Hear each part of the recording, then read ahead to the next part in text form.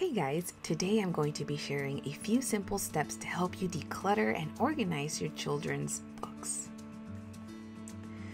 Step number 1, sort through all books and go ahead and include your children while you're doing this so they know what you're giving away, selling, and donating.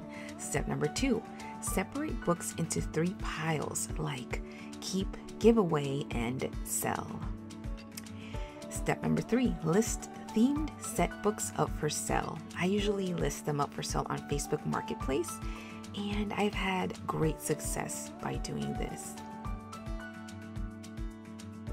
Step number 4, find a great place to give away books. And we usually place all the books that my kids no longer use in this cardboard box, and we drive down to our nearest little free library. And we love the concept of take a book, share a book. And this is what we do when we declutter.